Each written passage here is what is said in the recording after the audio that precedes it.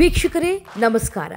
ಪ್ರಜ್ವಲ್ ರೇವಣ್ಣ ಈಗ ಸದ್ಯಕ್ಕೆ ಸಖತ್ ಟ್ರೆಂಡ್ನಲ್ಲಿರುವಂಥ ಟಾಪಿಕ್ ಇದು ಅಂದರೆ ತಪ್ಪಾಗಲಾರ್ದು. ಎಲ್ಲರೂ ಕೂಡ ಪ್ರಜ್ವಲ್ ರೇವಣ್ಣ ಬಗ್ಗೆ ಮಾತಾಡ್ತಾ ಇದ್ದಾರೆ, ಆದರೆ ನೀವೇನು ವಿಶೇಷವಾಗಿ ಹೇಳ್ತೀರಾ ಅಂತೀರಾ. ಇವತ್ತು ನಾವು ಮುಖ್ಯವಾಗಿ ಈ ಒಂದು ವಿಡಿಯೋವನ್ನು ಮಾಡೋದಕ್ಕೆ ಅದರ ಹಿಂದೆ ಯಾರೆಲ್ಲ ರೂವಾರಿಗಳಿದ್ರು, ಮುಖ್ಯವಾಗಿ ಇದನ್ನು ವೈರಲ್ ಮಾಡೋದಕ್ಕೆ ಏನೆಲ್ಲ ಅಂಶಗಳನ್ನ ಪರಿಗಣನೆಗೆ ತೆಗೆದುಕೊಳ್ಳಲಾಗಿದೆ, ಯಾವ ರೀತಿಯಾಗಿ ಟಾರ್ಗೆಟನ್ನು ಮಾಡಲಾಗಿತ್ತು, ಯಾವ ಮುಖ್ಯ ಉದ್ದೇಶಗಳಿತ್ತು ಅನ್ನೋದನ್ನು ಹೇಳ್ತಾ ಹೋಗ್ತೀವಿ. ಹಾಗಾದರೆ ನಿಮ್ಗೆ ಅನಿಸ್ಬೋದು, ಇದನ್ನು ಬೇಕು ಅಂತ JDS ಕಾಲೆಳೆಯೋದಕ್ಕೆ ಮಾಡಿರ್ಬೋದು, ಅಥವಾ ಅವರ ಕುಟುಂಬಕ್ಕೆ ಮಸಿ ಬಳಿಯುವಂಥ ಕೆಲಸವನ್ನು ಮಾಡಿರ್ಬೋದು, ಹಾಗೆ ಹೇಗೆ ಅಂತ ನಿಮ್ಮ ಲೆಕ್ಕಾಚಾರಗಳಿರ್ಬೋದು. ಆದರೆ ಕಾಂಗ್ರೆಸ್ ಪಕ್ಷದಿಂದ ಒಂದಿಷ್ಟು ಟಾರ್ಗೆಟನ್ನು ಮಾಡಲಾಗಿತ್ತಂತೆ. ಅವರು ಏನು ಅಂದ್ಕೊಂಡಿದ್ರು ಅದನ್ನು ಸಾಧನೆ ಮಾಡೋದಕ್ಕೆ ಈ ಒಂದು ಪೆನ್ ಡ್ರೈವ್ ಹಂಚಿಕೆ ಆಗಿದೆ ಅನ್ನೋಂಥ ಮಾತುಗಳಿದೆ. ಹಾಗಾದರೆ ಅದು ಹೇಗೆ, ಏನು, ಎತ್ತ, ಬನ್ನಿ ಕಂಪ್ಲೀಟಾಗಿ ಹೇಳ್ತಾ ಹೋಗ್ತೀನಿ.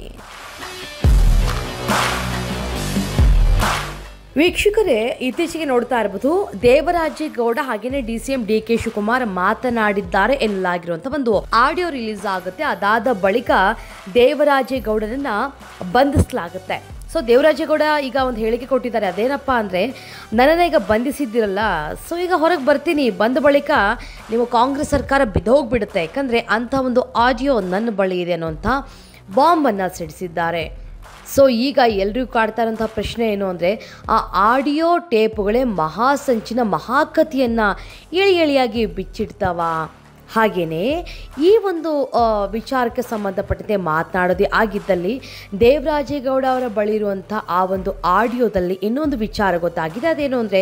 ಅದೇನಪ್ಪ ಅಂದರೆ, ದೇವರಾಜೇಗೌಡ ಹಾಗೆಯೇ ಶಿವರಾಮೇಗೌಡ ಮಾತನಾಡಿದ್ದಾರೆ ಎನ್ನಲಾದ ಆಡಿಯೋದಲ್ಲಿ ಅವರು ದೇವೇಗೌಡರ ಸಾವಿನ ಬಗ್ಗೆ ಮಾತಾಡಿದ್ದಾರೆ. ಸೊ ಈ ರೀತಿಯಾಗಿ ಸಾವಿನ ಬಗ್ಗೆ ಮಾತನಾಡಬಾರ್ದು ಅಂತ JDS ಪ್ರತಿಭಟನೆಯನ್ನು ಕೂಡ ಮಾಡ್ತು. ಇದೆಲ್ಲ ಗೊತ್ತಿರುವಂಥ ವಿಚಾರ. ಆದರೆ ಇವತ್ತು ಮುಖ್ಯವಾಗಿ ಈ ಒಂದು ಪೆನ್ ಡ್ರೈವ್ ಹಂಚಿಕೆಯನ್ನು ಮಾಡಿದ್ರಲ್ಲ, ಅದರ ಹಿಂದೆ ಇದ್ದಂಥ ನಿಜವಾದ ಪ್ರಮುಖ 4 ಗುರಿಗಳನ್ನು, ಅಂದರೆ ಉದ್ದೇಶಗಳನ್ನು ಇವತ್ತು ನಾನು ನಿಮಗೆ ಎಳೆಯಾಗಿ ಹೇಳ್ತಾ ಹೋಗ್ತೀನಿ.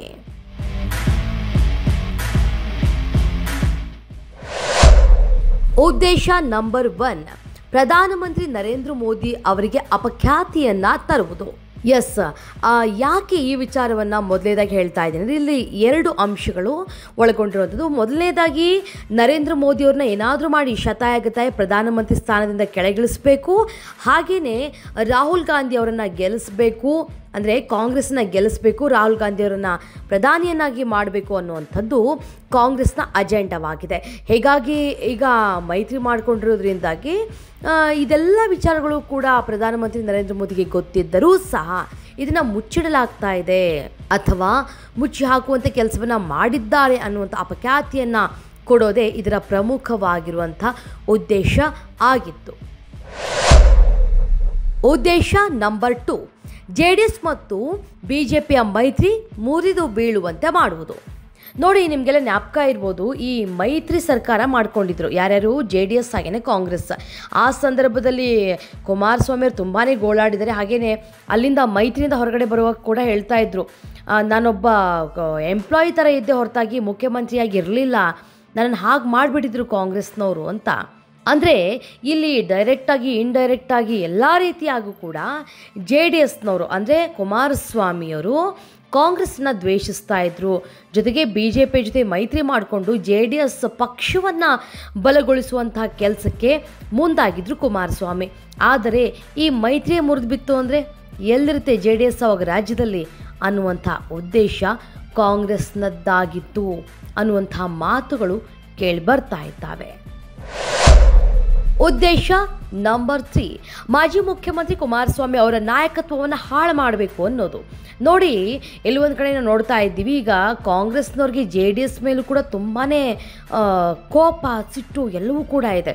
ಯಾಕಂದರೆ ನಮ್ಮ ಜೊತೆ ಮೈತ್ರಿ ಮಾಡ್ಕೋತಾ ಇಲ್ಲ, ಆದರೆ ಇವ್ರ ಜೊತೆ ಮೈತ್ರಿ ಮಾಡಿಕೊಂಡು ಇವ್ರು ಮುಂದೆ ಹೋಗ್ತಾ ಇದ್ದಾರಲ್ಲ ಅನ್ನೋವಂಥದ್ದು ಒಂದು. ಹಾಗೆಯೇ ಒಂದು ಕಡೆ ಈಗ ಈ ಬಾರಿ ಎಲೆಕ್ಷನ್ನ ಶತಾಯಗತಾಯ ಗೆಲ್ಲೇಬೇಕು ಅಂತ ಇರೋದ್ರಿಂದಾಗಿ ಆಯಾ ಪಕ್ಷಗಳಿಗೆ ಪ್ರತಿಷ್ಠೆ ಚುನಾವಣೆ ಇದು. ಸೊ ಈ ಒಂದು ಉದ್ದೇಶದಿಂದಲೂ ಕೂಡ ಕಾಂಗ್ರೆಸ್ಗೆ ಕೋಪ ಬಂದಿದೆ. ಇದರ ಜೊತೆಗೆ ಒಂದಿಷ್ಟು ಒಕ್ಕಲಿಗ ಹಾಗೆಯೇ ಲಿಂಗಾಯತ ಮತಗಳೇನಿದ್ದಾವೆ ಅದರಲ್ಲೂ ಪ್ರಮುಖವಾಗಿ ಒಕ್ಕಲಿಗ ಮತಗಳು JDSಗೆ ಹೋಗ್ಬಿಡುತ್ತೆ, ಅದ್ರ ಜೊತೆಗೆ BJPಗೆ ಹೋಗ್ಬಿಡುತ್ತೆ, ನಮಗೆ ಕೈ ತಪ್ಪುತ್ತಲ್ಲ ಅನ್ನುವಂಥ ಆತಂಕದಲ್ಲಿ ಕಾಂಗ್ರೆಸ್ ಇದೆ.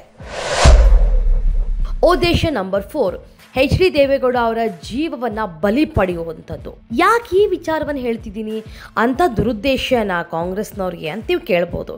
ನೋಡಿ, ದೇವೇಗೌಡರು ಅಂದ್ರೇ ಅವ್ರ ಬಗ್ಗೆ ಏನಾದರೂ ಮಾತುಗಳಿರ್ಬೋದು, ಆದರೆ ರಾಜಕೀಯವಾಗಿ ಅವ್ರ ಲೆಕ್ಕಾಚಾರ ಹಾಕೋದಿದೆಯಲ್ಲ, ಅಬ್ಬಾ ನಿಜವಾಗ್ಲೂ ಪಕ್ಕಾ ಲೆಕ್ಕಾಚಾರ ಅದು. ಯಾಕಂದರೆ ಕುಮಾರಸ್ವಾಮಿಯವರು ಮುಖ್ಯಮಂತ್ರಿನೇ ಆಗಲ್ಲ ಬಿಡಿ ಅನ್ನುವಂಥ ಹೊತ್ತಿನಲ್ಲಿ ಅವರ ಮಗನನ್ನು ಮುಖ್ಯಮಂತ್ರಿಯನ್ನಾಗಿ ಮಾಡಿದಂಥ ಧೀಮಂತ ನಾಯಕ. ಅದ್ರ ಜೊತೆಗೆ ಅವರು ಪ್ರಧಾನಿಯಾಗಿದ್ದು ಕೂಡ ಅದೇ ರೀತಿಯಾಗಿ ಮ್ಯಾಜಿಕ್ ಅಂತಲೇ ಹೇಳ್ಬೋದು. ಹೀಗೆ ಒಬ್ಬ ಮಣ್ಣಿನ ಮಗ ಅಂತ ಹೇಳಿಕೊಂಡು, ಅಂದರೆ ಮಣ್ಣಿನ ಮಗನಾಗಿ ಅವರು ನಮ್ಮ ಕರ್ನಾಟಕಕ್ಕೆ ಒಂದು ಒಳ್ಳೆಯ ಹೆಸರನ್ನ ತಂದು ಕೊಟ್ಟಿದ್ದಾರೆ ಅಂದರೆ ಅದು ಸುಳ್ಳಾಗಲಾರ್ದು. ಆದರೆ ಈಗ ಕಾಂಗ್ರೆಸ್ನವ್ರಿಗೆ ಇದೇನು ಸಮಸ್ಯೆ ಆಗಿದೆಯಪ್ಪ ಅಂದರೆ, ದೇವೇಗೌಡರು BJP ಜೊತೆ ಸೇರಿಕೊಂಡು ಮೈತ್ರಿ ಮಾಡಿಕೊಂಡು ಒಂದಿಷ್ಟು ಲೆಕ್ಕಾಚಾರಗಳನ್ನ ಹಾಕ್ತಾ ಇದ್ದಾರಲ್ಲ, ಈ ಎಲೆಕ್ಷನ್ಗೆ ಸಂಬಂಧಪಟ್ಟಂತೆ, ಅಧಿಕಾರಕ್ಕೆ ಸಂಬಂಧಪಟ್ಟಂತೆ. ಸೊ ಇದೆಲ್ಲವೂ ಕೂಡ ವರ್ಕೌಟ್ ಆಯಿತು ಅಂತಂದರೆ ಮತ್ತೆ ಕಾಂಗ್ರೆಸ್ ಮಕಾಡೆ ಮಲಗುತ್ತೆ ಅನ್ನುವಂಥ ಆತಂಕದಲ್ಲಿದ್ದಾರೆ. ಹಾಗೆಯೇ ದೇವರಾಜೇಗೌಡ, ಶಿವರಾಮೇಗೌಡ ಅವರು ಮಾತನಾಡಿದ್ದಾರೆ ಅನ್ನೋ ಆಡಿಯೋದಲ್ಲಿ ಕೇಳಲಿಲ್ವಾ, ದೇವೇಗೌಡರ ಸಾವಿನ ಬಗ್ಗೆ ಇಲ್ಲಿ ಮಾತನಾಡಲಾಗಿದೆ. ಸೊ ಇಲ್ಲಿ ಟಾರ್ಗೆಟ್ ಏನು ಅನ್ನುವಂಥದ್ದು ಸ್ಪಷ್ಟವಾಗಿ ಗೊತ್ತಾಗಿದೆ. ಈಗ ನಾನು ನಿಮ್ಗೆ ಇಷ್ಟೊತ್ತು ಹೇಳಿದ್ನಲ್ಲ, ಈ 4 ಪ್ರಮುಖ ಅಂಶಗಳು ಈಗ ಸದ್ಯಕ್ಕೆ ಟ್ರೆಂಡಲ್ಲಿರುವಂಥ ವಿಚಾರಗಳೇ ಇದು. ಅಂದರೆ ಲೆಕ್ಕಾಚಾರಗಳನ್ನ ಇದೇ ರೀತಿ ಹಾಕಲಾಗ್ತಾ ಇದೆ. ಪ್ರಮುಖವಾಗಿ ಇದೇ ಉದ್ದೇಶಗಳಿತ್ತು. ಹೀಗಾಗಿ ಇವರು ಪೆನ್ ಡ್ರೈವನ್ನು ಹಂಚಿಕೆ ಮಾಡಿದ್ರು ಪ್ರಜ್ವಲ್ ರೇವಣ್ಣ ಅವರದ್ದು ಅನ್ನುವಂಥ ವಿಚಾರ. ಇನ್ನು SIT ತನಿಖೆ ನಡೀತಾ ಇದೆ. ಪ್ರಜ್ವಲ್ ಇನ್ನೂ ದೇಶಕ್ಕೆ ಬಂದಿಲ್ಲ ವಾಪಸ್. ಸೊ ಕಾದು ನೋಡಬೇಕು, ತನಿಖೆಗಳು ಆದ ಮೇಲೆ ಸತ್ಯಾಸತ್ಯತೆ ಏನು ಅನ್ನೋದು ಗೊತ್ತಾಗುತ್ತೆ. ಹಾಗೆಯೇ ಇದ್ರ ಹಿಂದಿನ ಮಾಸ್ಟರ್ ಮೈಂಡ್ ನಿಜವಾಗ್ಲೂ DCM DK ಶಿವಕುಮಾರ ಅಥವಾ ಯಾರಿರ್ಬೋದು, ಏನಾಗಬಹುದು? ನಿಮ್ಗೇನನ್ಸುತ್ತೆ? ಕಮೆಂಟ್ ಮೂಲಕ ತಿಳಿಸಿ. Thank you.